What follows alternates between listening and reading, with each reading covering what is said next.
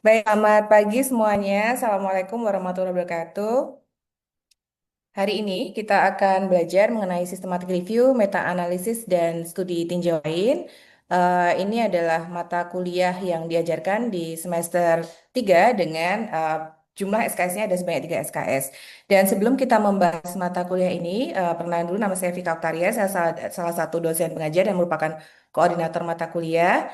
Dan kita akan bahas juga nanti kira-kira apa saja sih rencana dan kegiatan pembelajaran semester supaya nanti adik-adik mahasiswa bisa memahami apa saja yang bisa dan harus dicapai kaitannya dengan skill dan keterampilan serta pengetahuan yang ada. Nah, untuk mata kuliah Systematic Review dan Meta Analisis ini adalah merupakan suatu mata kuliah minat yang sifatnya elektif dengan metode tatap muka. Kemudian ada prasyarat yaitu berupa mahasiswa sudah pernah mengikuti mata kuliah Biostatistik 1 dan Epidemiologi 1 karena ini nanti sifatnya adalah komprehensif. Kita ada yang berupa telaah atau kajian terhadap suatu artikel, studi desain, dan juga nanti ada beberapa yang sifatnya praktek statistik ya. Dan deskripsi mata kuliahnya adalah kita akan memperkenalkan konsep dasar dan prinsip-prinsip systematic review dan meta-analisis. Di dalamnya nanti juga bahas bentuk scoping review dan analisis bibliometrik, yang mana harapannya bisa digunakan untuk mengentaskan isu-isu kesehatan masyarakat maupun masalah klinis. Dan pembelajaran nanti sifatnya secara aktif ya, nanti akan ada bentuk kerja individu maupun tim kolaboratif gitu ya, dan juga nanti ada tugas-tugas dan diskusi kelompok didukung dengan beberapa sesi tutorial. Jumlahnya ada sekitar 12 topik kuliah dengan 10 tutorial dan 4 penugasan. Dan bentuk ujian akhirnya nanti akan berupa tugas akhir ya, berupa draft manuskrip untuk review yang dipilih ya, mau sistematik review, meta-analisis, scoping review, atau bibliometrik diperkenalkan. Nanti kalau ada siswa ingin tahu lebih lanjut, RPKPS-nya bisa melihat di QR code di sini, bisa di di scan, nanti di situ ada mata kuliah secara lengkapnya dan RPKPS-nya secara lengkap. Nah, ini adalah capaian pembelajaran lulusan ya. Jadi setelah nanti adik-adik menyelesaikan kuliah ini, maka ada beberapa hal yang harus dikuasai. Tentunya ini ada lebih luas karena di sini menyangkut bahwa mahasiswa mampu mengamalkan moralitas dan nilai-nilai universal yang tercermin dalam ideologi Pancasila ya. Nanti bagaimana adik-adik kejujuran dalam mengerjakan, gitu ya, tidak melakukan plagiarisme termasuk di dalamnya, gitu. Kemudian juga bagaimana bisa berkolaborasi ketika bekerja dalam tim dengan teman-teman. Yang kedua, mampu menganalisis program kesehatan masyarakat dari 5 prinsip utama kesehatan masyarakat ya, termasuk pencegahan, juga intervensi layanan kesehatan dan sebagainya. Kemudian CPL 3 adalah mampu melakukan dan mempublikasikan penelitian. Nanti karena di sini ada pelatihan yang nanti adik-adik akan berlatih bagaimana mencoba untuk menulis hasil dari reviewnya dan menuliskan dalam bentuk naskah publikasi. Dan yang terakhir adalah mampu menerapkan teori dan prinsip dalam konsentrasi atau traktat bidang ilmu kesehatan masyarakat. Ini adalah pengampunya. Di sini ada saya Vika Oktaria sebagai koordinator, dan nanti juga ada beberapa dosen yang saya rasa adik-adik sudah familiar ya. Di sini ada Pak Bayu Satria, Pak Anifat, kemudian ada Dr. Wawa, Dr. Rike, gitu, Pak Aditya, dan juga Bu Dinar di sini. Sekarang kita akan melihat ya, tadi setelah mempelajari capaian pembelajaran, nah kira-kira untuk mata kuliah ini apa saja sih yang harus dicapai masing-masing mahasiswa? Yang pertama adalah CPNK 1, gitu ya, bagaimana mahasiswa ini bisa memahami berbagai jenis tinjauan, baik termasuk dalamnya meta-analisis dan jenis tinjauan lainnya ya. Karena tadi kan kita sudah sebutkan bahwa kita belajar systematic review, meta-analisis, scoping, dan bibliometric analysis. Ini nanti akan ada 2 kuliah dari pengenalan, dan juga bagaimana nanti akan dibandingkan masing-masing kajian tersebut dan ada juga tutorial.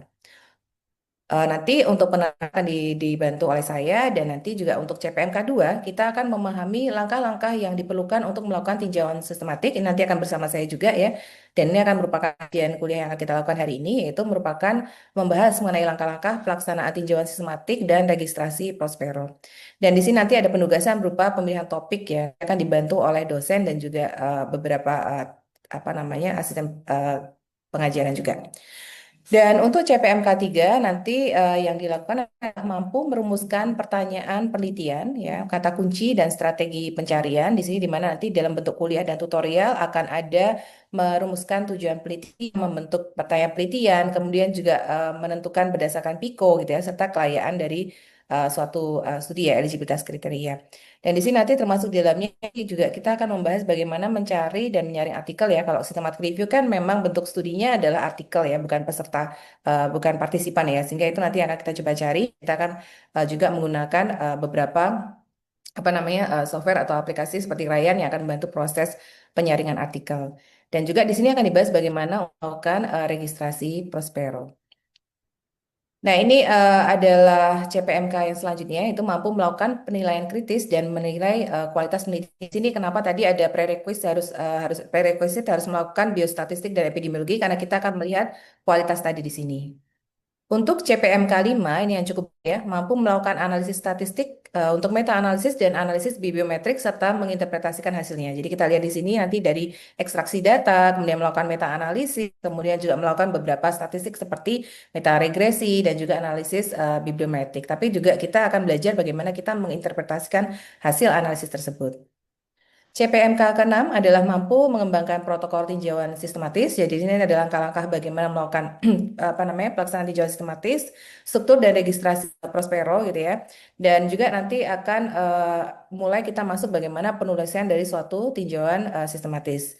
Dan CPMK terakhir atau CPMK 7 adalah mampu menyusun tesis atau naskah publikasi untuk tinjauan yang dipilih ya. Jadi nanti memang ini setelah adik-adik tadi banyak praktikum gitu ya dan tutorial dan juga penugasan nanti hasilnya ada berupa naskah publikasi ya nanti akan sesuai dengan standar yang ada untuk siap dipublikasikan ya nanti itu akan disubmit melalui apa namanya LMS ya. Nah ini adalah tadi ya LMS yang saya sebut ya di sini nanti mungkin nanti adik-adik akan di-invite di LMS ini nanti di sini akan ada informasi tentang deskripsi mata kuliah kemudian juga di situ ada RPKPS lengkapnya di mana nanti adik-adik bisa melihat di situ kemudian juga ada PPT kuliah akan kami upload di situ termasuk di dalamnya ketika ada penugas maka disitulah nanti adik-adik akan melakukan submisi.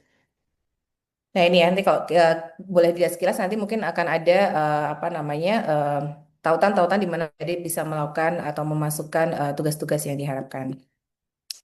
Mungkin ini sedikit overview untuk jadwalnya. Kita akan sekitar kurang lebih mata kuliahnya akan sekitar 15 minggu dengan jadwal sebagai berikut. Nanti bisa dicatat ya untuk yang warna biru adalah tutorial dan yang merah itu harus ditandai ya karena itu adalah nanti di mana akan melakukan atau submisi dari tugas-tugas yang ada. Dan nanti tugas final akan diberikan di minggu 14 dan 15 ya. Untuk metode penilaiannya nanti ada penugasan, seperti yang saya sebutkan tadi ada 4 penugasan gitu ya, itu bobotnya 40. Kemudian nanti ada juga hasil tulisannya ya, tadi yang draftnya, manuskrip itu ada 20%.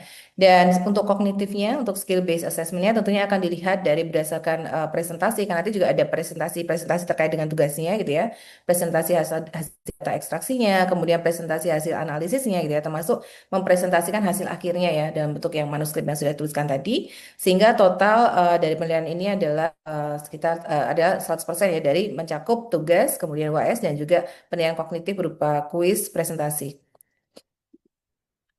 Ini mungkin sebagai referensi yang bisa diacu untuk mempelajari mengenai systematic review dan meta-analisis. Ada beberapa buku dan juga jurnal, tapi jangan menggunakan terbatas ini saja. Nanti ada untuk melihat apabila menemukan artikel-artikel atau mungkin website yang dirasa bisa mendukung untuk pembelajaran gitu.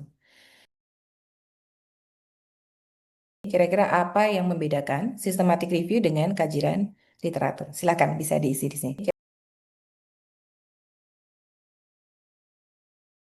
Nah, sekarang kita bahas ya. Kira-kira apa sih yang membedakan antara systematic review dengan reviewnya ya? Kalau kita lihat betul tadi ya jawaban dari salah satu mahasiswa ya bahwa pertanyaannya itu lebih spesifik ya. Jadi tujuan systematic review itu membahas pertanyaan yang lebih spesifik dan itu ada pertanyaan yang diuji nantinya.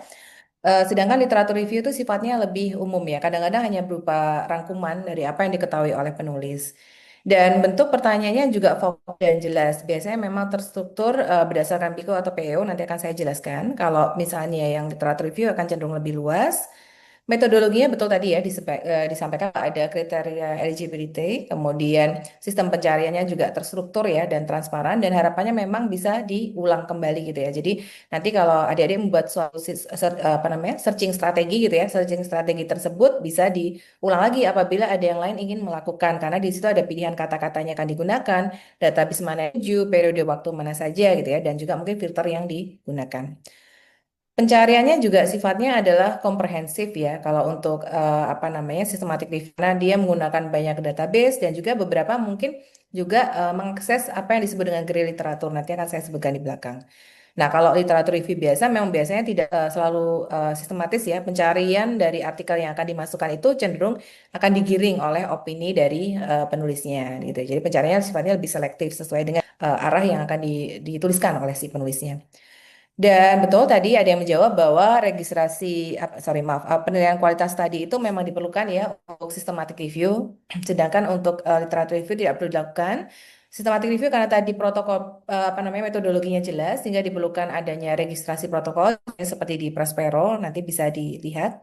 Kemudian apa namanya ada bisa dilakukan analisis baik secara sintesis misalnya dengan menggunakan meta analisis hanya berupa naratif nanti tergantung apakah datanya bisa dibawa ke bentuk meta analisis atau tidak gitu ya karena kan apa namanya tidak semua systematic review itu bisa dibawa ke meta analisis dan sekarang akan bahas apa saja sih langkah-langkahnya melakukan kajian sistematik atau meta analisis ya tadi kajian sistematik di sini termasuk systematic review dan scoping review ya. Nah, ada tiga tahap utama. Tahap pertama adalah persiapan dan pengembangan protokol, gitu ya, itu yang perlu. Kemudian tahap kedua adalah analisis dan tahap ketiga penulisan dan diseminasi. Untuk persiapan dan pengembangan protokol, yang pertama tentunya nanti kita harus membentuk tim dulu karena nggak mungkin kita melakukan systematic review sendirian gitu ya. Jadi kita membentuk tim yang mungkin nanti bisa saling melengkapi kepakarannya dan menentukan topik yang akan dipilih. Setelah ditentukan topik, tentunya kita akan menentukan pertanyaan penelitian. Ini bisa menggunakan PICO ataupun menggunakan kata kunci pencarian. Dan kemudian dilakukan pencarian artikel dan dilakukan juga screening dari artikel yang kita pilih ya. Walaupun kita sudah menggunakan sistem pencarian yang sistematik, tapi tetap saja kita memerlukan screening karena kadang-kadang ada jurnal-jurnal yang tidak relevan itu bisa masuk ke dalam pencarian kita. Untuk analisis meliputi penilaian kualitas tadi yang diambil ini dengan catatan yang ini untuk yang systematic review dan meta analisis, untuk scoping review tidak diperlukan. Kemudian juga termasuk ekstraksi data yang saya jelaskan lebih detail di belakang dan juga melakukan analisis baik secara naratif ataupun menggunakan meta analisis. Nah, bagaimana memformulasikan pertanyaan penelitian? Tadi sudah saya sebutkan ada yang namanya PICO atau PEO ya. Di klinis kadang-kadang itu digunakan PICO ya. Jadi tujuannya ini memformulasikan pertanyaan ini tergantung dari tujuan dari reviewnya ya. Apakah melihat efektivitas suatu intervensi, apakah melihat insidensi atau prevalensi. Nah, PICO di sini bisa ditambahkan T ya. Ini jadi PICO itu adalah P adalah populations ya, population disasar dari pertanyaan penelitian tersebut. I ada intervensi, jadi apakah ada intervensi atau mungkin bisa juga setara dengan paparan jika itu sifatnya tidak eksperimental tadi gitu ya. Kemudian C itu adalah kontrol gitu ya, jadi kelompok yang dibandingkan dan O itu adalah outcome yang diharapkan. Kita bisa buat lebih spesifik kalau kita memang mau spesifik berdasarkan hanya misalnya mengambil studi yang eksperimental saja, yang sifatnya RCT atau mau studi yang observasional saja itu bisa kita tentukan di sini.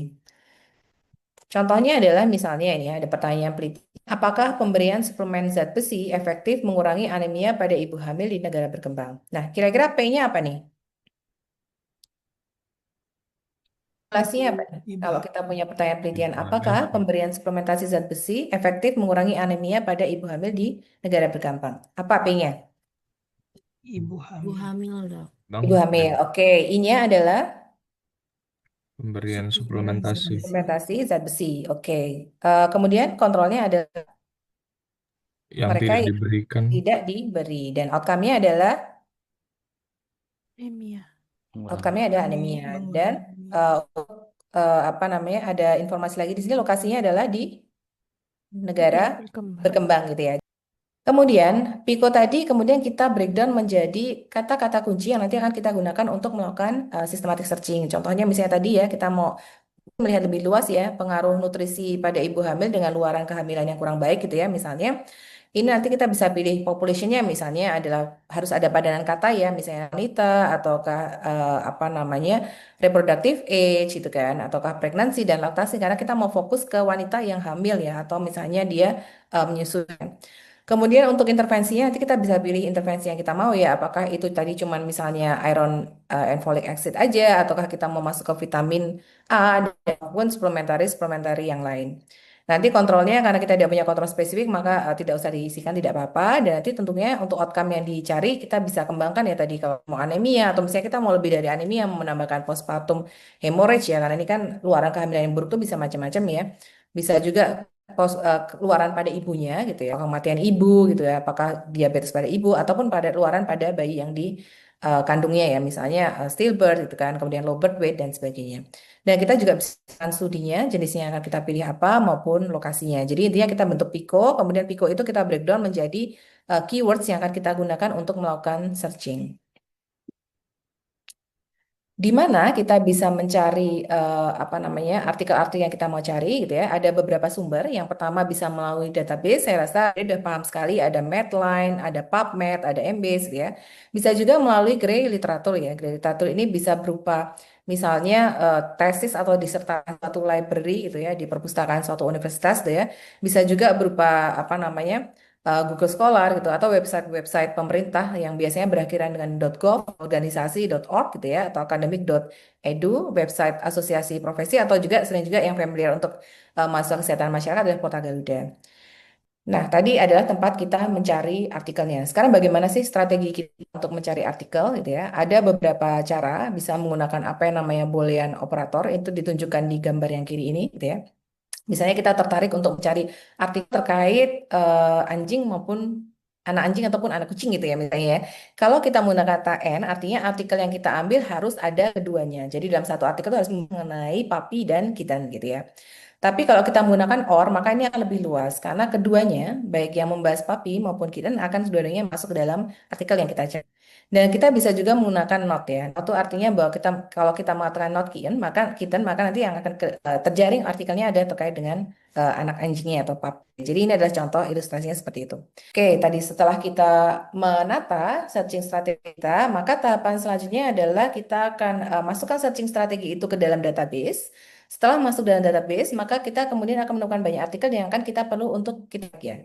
Kita tarik, kemudian kita screening nih. Tadi kan kita sudah punya eligibility kriteria. Misalnya saya ingin menentukan studi pada wanita hamil gitu ya untuk membahas outcome anemia misalnya. Nanti kemudian kita akan screening apakah artikel yang kita ambil itu sesuai atau tidak. Nah, screening ini yang pertama kali ada beberapa tahapan gitu ya. Tahapannya adalah menghapus duplikasi ya. Kadang-kadang kita mengambil dalam beberapa database itu akan bisa ada duplikasi banyak gitu ya. Kemudian yang kedua adalah kita melakukan screening baik dari pertama kali ada judulnya, apakah judulnya sesuai atau tidak gitu ya. Setelah judulnya sesuai atau tidak, kita akan melihat di abstraknya. Jika abstraknya sesuai, maka kita akan lanjutkan ke full text-nya gitu ya. Kita harus menggunakan kriteria yang sama terkait dengan kriteria eligibility dan juga apa namanya keywords-keywords yang kita mau cari tadi ya.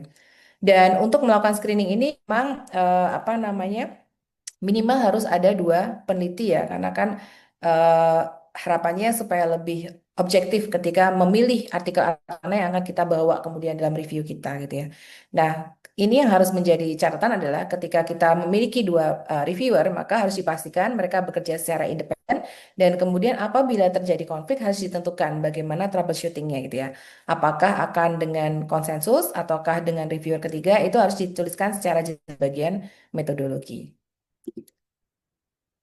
Dalam melakukan screening tadi akan sangat mudah gitu ya apabila kita dibantu oleh aplikasi ya. Ada beberapa aplikasi ya, tapi khususnya biasanya mereka berbayar ya, seperti Confidence ya. Kalau yang kita gunakan di sini untuk mahasiswa nanti akan menggunakan Ryan. Ryan ini aplikasinya adalah dia free gitu ya. Jadi nanti bisa gunakan di sini. Kalau kita lihat ya, misalnya nanti kita tadi kan udah melakukan searching di database, kemudian kita tarik artikelnya gitu ya, kita screening artikelnya, kita masukkan dulu artikelnya ke sini ya sebelum kita screening ya. Kita masukkan ke dalam Ryan, diupload di Ryan, nanti akan dijelaskan di kuliah selanjutnya ya, bagaimana menggunakan Ryan. Jadi saya hanya memberikan overview aja. Nanti dari situ akan muncul artikel yang ada. Nah, kalau kita klik nanti di sini akan muncul abstraknya. Ini akan membantu kita untuk menentukan apa kita akan memasukkan include di sini, ataukah mungkin maybe, ataukah kita akan exclude. Di sini juga akan ada catatan kalau misalnya nanti ada yang konflik ya. Nah, dalam bentuk screen tadi, nanti adik-adik akan diminta untuk mencatat ya dari artikel yang yang diidentifikasikan di berbagai database tadi, berapa yang kemudian dikeluarkan karena duplikat, berapa yang di screen, dan berapa yang nanti akan diikutkan dalam apa namanya analisis nantinya. Nah, ini nanti kalau untuk Prisma informasinya bisa lebih jelas dilihat di sini, nanti akan dibahas dalam sesi selanjutnya. Nah, tadi kita setelah melakukan sesi awal ya, kita melakukan sesi analisis ya. Analisis ini ada menilai kualitas tadi. Di sini ada berbagai jenis instrumen, jadi ada Quades, Grade gitu ya. Ini contoh yang di kanan ini adalah Quades tool ya, dia Quality Assessment of Diagnostic Accuracy. Sehingga kita bisa menilai dari artikel yang tadi sudah kita pilih, kira-kira kualitasnya seperti apa sih kalau contoh studi diagnostik misalnya, apakah menggunakan gold standard, apakah ada delay antara gold standard dengan apa namanya pemeriksaan yang kita ujikan gitu ya. Terus nanti hasilnya apakah apa yang akan dilakukan kalau misalnya dia tidak dapat diinterpretasikan gitu ya, bagaimana troubleshootingnya, kemudian apakah mereka yang melihat hasil gold standard itu blinding terhadap mereka yang melihat hasil yang tes yang kita uji itu blind terhadap gold standardnya. Itu contohnya nanti bisa kita akan ada sesi sendiri untuk membahas bagaimana melakukan pilihan studi.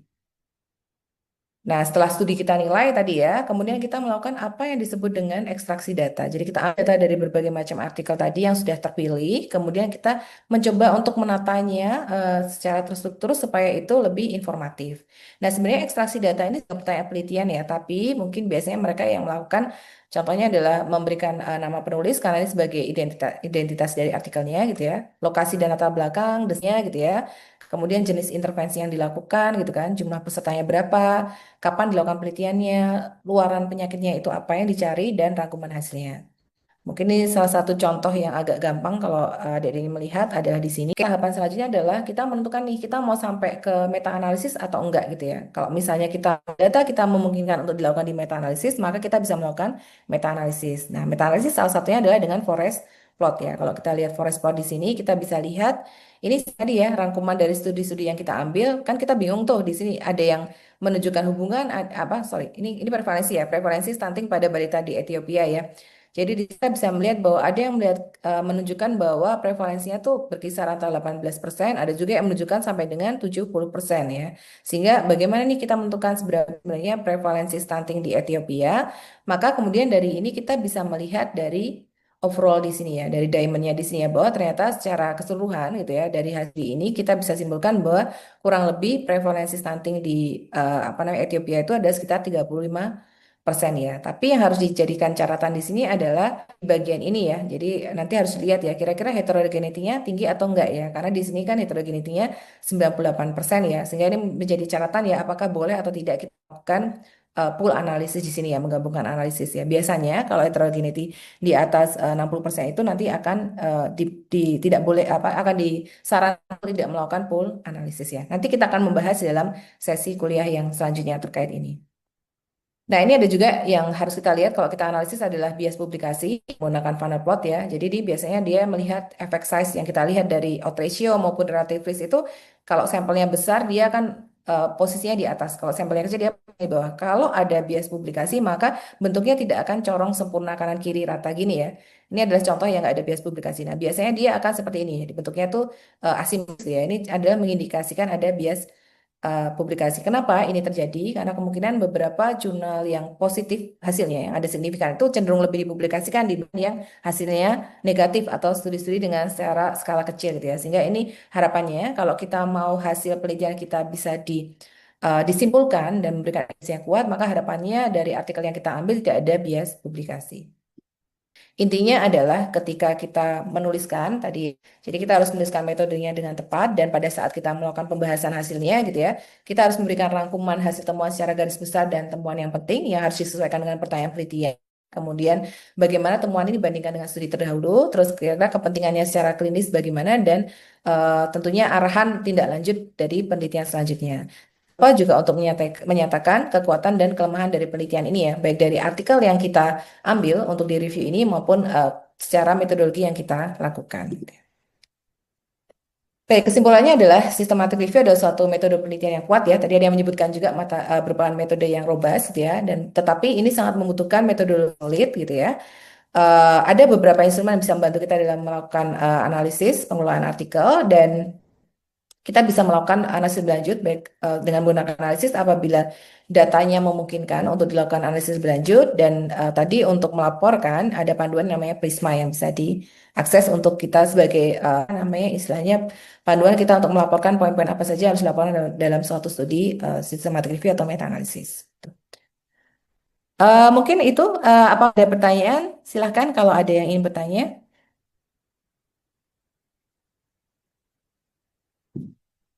Ya, mungkin dari mahasiswa ada yang ingin bertanya.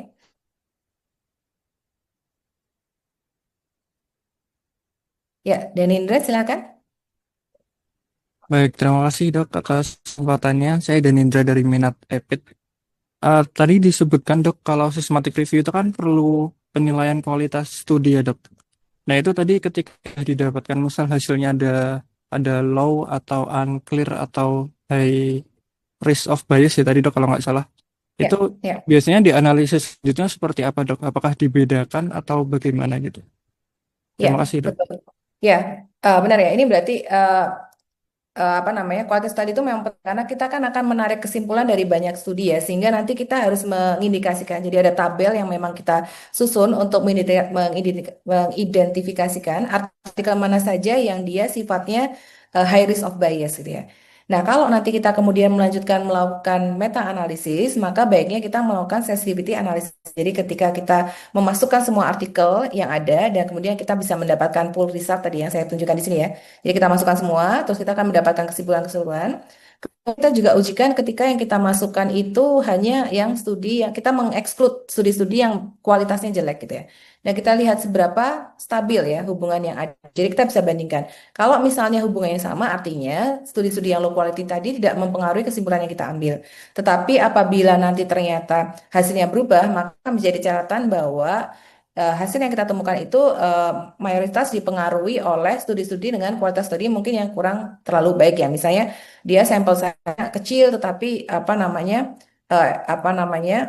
CI-nya lebar, kemudian juga dia metodenya tidak terlalu jelas. Misalnya kalau dia ada suatu studi eksperimental, dia tidak menggunakan kaidah-kaidah misalnya blending yang tepat, randomisasi yang tepat gitu ya, misalnya seperti itu. Jadi kita harus memberikan catatan kepada pembaca bahwa ini ada beberapa studi yang dia risiko biasnya tinggi. Itu sudah menjawab belum ya, Danindra? Oh, baik dok, sudah menjawab dok. Terima kasih banyak dok. Terima kasih. Untuk selanjutnya, Faris silahkan. Baik dokter, terima kasih atas kesempatannya. Saya Faris dari Minat International Health. Izin bertanya dokter, tadi dokter sempat membahas mengenai kata kunci untuk pencarian ya dok. Nah saya ingin bertanya uh, kalau semisal tipsnya dari dokter, apakah kata kunci ini lebih baik spesifik atau malah lebih baik dia membahasnya secara general atau lebih umum seperti itu dokter. Terima kasih. Ya, nah untuk kata kunci itu memang itu tricky ya. Kita harus mencoba berbagai berbagai kombinasi ya. Tentunya kita kita bisa mencoba untuk semakin spesifik memang semakin baik. Artinya kalau kita spesifik itu kan nanti akan yang masuk itu kan tidak akan banyak yang kita remove ya, tidak akan banyak kita keluarkan ya. Tetapi kadang-kadang jika terlalu spesifik sekali gitu ya, itu nanti bisa mengakibatkan banyak malah akhirnya ditarik tuh sifatnya nol ya, nggak ada studi yang bisa kita tarik atau terlalu sedikit. Jadi ini memang harus membalance itu. Nah, satu tipsnya nanti adalah satu ya, mencoba beberapa kombinasi dan dicobakan. Memang nggak ada aturan secara bakunya, tapi nanti adik-adik bisa melihat ya dari studi yang ditarik ini, berapa yang memang relevan dengan penelitian yang kita lakukan. Dan salah satu cara untuk mencari kata kunci yang tepat tadi bisa dengan menggunakan MyStem tadi juga, karena dengan itu kita bisa tahu padatnya. Yang kedua juga mungkin melihat studi-studi terdahulu. Studi-studi terdahulu yang serupa itu biasanya kalau dia sifatnya systematic review atau meta analisis, dia akan punya searching strategi yang ada. Nah, searching strategi yang ada itu bisa kita contek ya, bisa kita lihat dan kita masukkan juga dalam kata kunci yang kita pilih dan kita cobakan. Oke, ada pertanyaan lagi? Kalau tidak, mungkin saya akhiri sesi hari ini. Terima kasih banyak